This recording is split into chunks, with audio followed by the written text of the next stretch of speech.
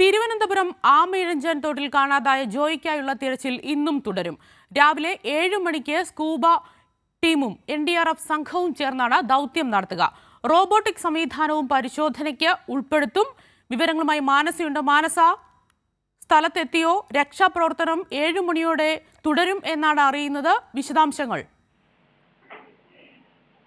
സംഭവം നടന്ന് 19 മണിക്കൂർ പിന്നിടുകയാണ്. ഏതായാലും ഇപ്പോൾ മാൻഹോൾ വൃത്തിയാക്കുന്ന നടപടികൾ രാത്രി 12 മണിയോടെ അവസാനിപ്പിച്ചിരുന്നു. ശേഷം 1 മണിയോടെ NDRF സംഘം സ്ഥലത്തെത്തിയിട്ടുണ്ട്. ഏതായാലും ഈ സ്കൂബ ഡൈവിംഗും രാത്രി 7:30 നിർത്തിവെക്കേണ്ട ഒരു സാഹചര്യമായിരുന്നു. കാരണം അവർ തന്നെ സൂചിപ്പിച്ചതാണ്, ഈ വെളിച്ചമുള്ള സമയത്ത് മാത്രമാണ് അവർക്ക് രക്ഷാപ്രവർത്തനം നടത്താൻ സാധിക്കുകയുള്ളൂ.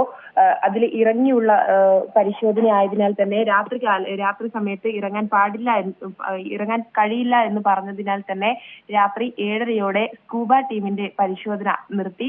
പകരം മാലിന്യങ്ങൾ നീക്കം ചെയ്യാനുള്ള നടപടികൾ പുരോഗമിച്ചിരുന്നു. ശേഷം റോബോട്ടിക് സംവിധാനം വരെ ഉൾപ്പെടുത്തിയുള്ള പരിശോധനയാണ് ഉണ്ടായത്. നിരവധി മാലിന്യങ്ങൾ ഇതിനോടകം തന്നെ എടുത്തു കഴിഞ്ഞു. അതും രാത്രിയോടെ നിർത്തിവെക്കേണ്ട ഒരു സാഹചര്യമാണ് ഉണ്ടായത്. ശേഷം ഇന്ന് രാവിലെ 7 മണി മുതൽ വീണ്ടും ഈ നടപടിക്രമങ്ങൾ പുനരാരംഭിക്കാനാണ് അധികൃതരുടെ നീക്കം. മാത്രമല്ല, ഈ മാൻഹോൾ മറ്റൊരു റോബോട്ടിക് സംവിധാനം, അതായത് മാൻഹോളിന്റെ ഉള്ള് കാണുന്ന വിധത്തിൽ, സ്കാൻ ചെയ്ത് കാണുന്ന വിധത്തിലുള്ള ഒരു റോബോട്ടിക് സംവിധാനം ഉപയോഗിച്ച് മറ്റൊരു രീതിയിലുള്ള പരിശോധനയും മാലിന്യം നീക്കാനുള്ള ശ്രമവുമാണ് ഇനി നടത്തേണ്ടതുള്ളത്. അതോടൊപ്പം തന്നെ ഈ വന്ന NDRF സംഘവും ഈ സ്കൂബ ടീമും കൂടി ചേർന്ന് ആയിരിക്കും ഇനിയുള്ള പരിശോധനകൾ നടത്തുക എന്നുമാണ് അറിയാൻ സാധിച്ചത്.